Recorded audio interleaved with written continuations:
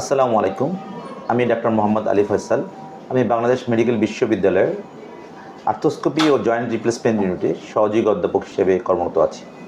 আজ আমি আপনাদের সামনে আমার এক রোগী, ওর নাম শিফাত, বয়স 18 বছর, বাড়ি জামালপুর ও উত্তরায় থাকে, ইন্টারমিডিয়েটে পড়ে। তো ওর বাম শোল্ডার জয়েন্টে ও খেলতে যেয়ে প্রায় 2 বছর আগে পড়ে যায় এবং তারপর থেকে ওর বাম কাঁধের জয়েন্টটা অর্থাৎ শোল্ডার জয়েন্টটা মাঝে মাঝে ছুটে যেত এবং এইভাবে এই প্রায় 2 বছরের মধ্যে প্রায় 12 থেকে 15 বার ওর বাম শোল্ডার জয়েন্টটা অথবা কাঁধের জয়েন্টটা প্রায় ছুটে যায়।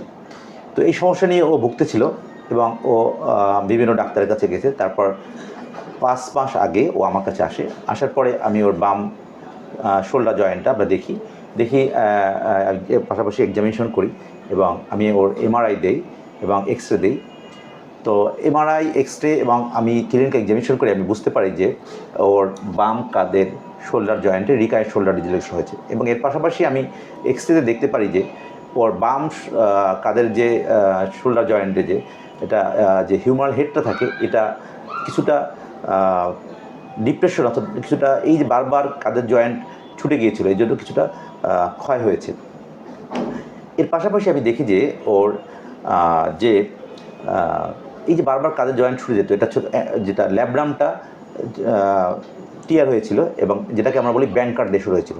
অর্থাৎ ওর সমস্যা রয়েছিল 2 ধরনের, একটা হচ্ছে গিয়া ব্যানকার্ড লেশন হয়েছিল, এর পাশাপাশি হচ্ছে গিয়া ওর হিলস্যাক লেশন ছিল, যেটা আমাদের মেডিকেল ভাষায় হিলস্যাক লেশন ছিল।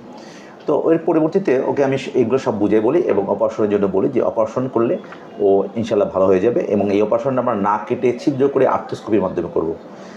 তো ওকে আমি যেদিন ভর্তি হতে বলি 5 মাস আগে, ও সেদিনই ভর্তি হয় এবং ভর্তি হওয়ার পরে ওকে আমি অপারেশন ওদিনই করি এবং পরের দিন ওকে ছেড়ে দিই। তো এই 5 মাসের মধ্যে আমি শিফাতকে যেভাবে কাজ করতে বলেছি সেভাবেই কাজ করেছে এবং সে অর্থাৎ যেভাবে আমি অপারেশনের পরে যে নিয়মকানুন শিখিয়ে দিয়েছি সেই নিয়মকানুন মেনে চলে অর্থাৎ পোস্ট অপারেটিভ প্রোটোকল ও অক্ষরে পালন করেছে, যার জন্য এই 5 মাস পরে একটা রিকারেন্ট শোল্ডার ডিসলোকেশনের আমরা যে আর্থ্রোস্কোপিক্যালি ব্যানকার্ড লেশনের অপারেশন করি এবং পাশাপাশি আমরা যে ব্যানকার্ড লেশনের যে অপারেশনটা করি আর্থ্রোস্কোপিক্যালি সেটা যতটুকু ভালো হওয়া দরকার ও ঠিক ততটুকু ভালো হয়েছে।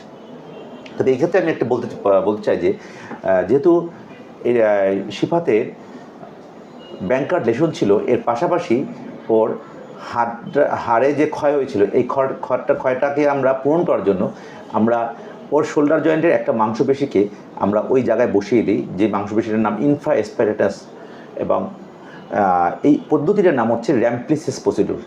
অর্থাৎ ওর এই শোল্ডার জয়েন্টে আমরা একই সাথে 2টা কাজ করেছি, একটা হচ্ছে আর্থ্রোস্কোপিক্যালি ব্যানকার্ড লেশন রিপেয়ার করেছি, পাশাপাশি আমরা র্যাম্প্লিসিস প্রসিডিউর করেছি, যার পরিপ্রেক্ষিতে আল্লাহর রহমতে এখন ও সম্পূর্ণ সুস্থ এবং আমি আজকে 5 মাস হয়েছে আর 1 মাস পরে আমি ওকে বলবো যে বাম হাত দিয়ে ও সব কাজই করতে পারে, অর্থাৎ বাম হাত দিয়ে আগে যে কাজ করতো সব কাজ করতে পারে এবং ও ব্যাডমিন্টন, ক্রিকেট যা যা খেলতে চায় ও সবই খেলতে পারবে ইনশাল্লাহ।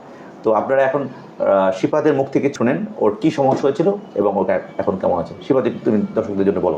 2 বছর আগে খেলাধুলা করতে যে হাতটা টান লাগে, তারপরে বন্ধু বান্ধবের সাথে দুষ্টামি করতে যাই দেখি হাতটা একটু খুলে গেছে টাইপ এমন, পরে আরও পরে হাত দিয়ে এমনি লেগে গেছিলো, পরে আরও বিভিন্ন ধরনের খেলাধুলা করতে যেয়ে আবার কয়েকবার খুলে গেছে, এমনি প্রায় 10 থেকে 12 বার খুলছে। পরে আমি প্রথমে তো ভাবছিলাম এটা ঠিক হয়ে যাবে, এমনি হাত খোলা নর্মাল ছিল তখন স্পোর্টসে। পরে দেখি যে একটা রিসার্চ করে দেখি যে কি সমস্যা হয়ে গেছে, এটা পরে অপারেশন ছাড়া ঠিক হবে না। পরে আমি ডাক্তারের কাছে আসি, ডক্টর আমাকে বলে পরে অপারেশন করতে, পরে আমি অপারেশন করি, আমার এখন ঠিক আছে আগে থেকে। এটা এখন আপনারা দেখেন শিফাত একটু দেখাও তো তুমি কেমন আছো, হাত উঁচু করো, এখন সম্পূর্ণ উঁচু করো, একদম সম্পূর্ণ পিছনের দিকে নাও, ওকে পিছনের দিকে নাও, পাশের দিকে উঠাও, উঠাও, বাস গুড। শিফাত একদম সম্পূর্ণ ভালো আছে ইনশাল্লাহ। আপনারা সবাই শিফাতের জন্য দোয়া করবেন যেন অর্থাৎ তার 1 মাস পরে শিফাত যেন এই হাত দিয়ে ব্যাডমিন্টন, ক্রিকেট, ভলিবল এবং সব কাজ জানি করতে পারে, ওর যা যা ইচ্ছা জানি করতে পারে, জন্য দোয়া করবেন। এবং আপনাদের কারো যদি শোল্ডার যদি সমস্যা থাকে আপনারা আমার সাথে যোগাযোগ করতে পারেন এবং আমি ধানমন্ডি পপুলার ভবন 6 402 নম্বর রুমে বসি। এছাড়া আমি শান্তিনগর পপুলারও ইউনিট 2 502 নম্বর রুমে বসি। ধন্যবাদ আপনাদের সবাইকে এতক্ষণ আমার সাথে থাকার জন্য।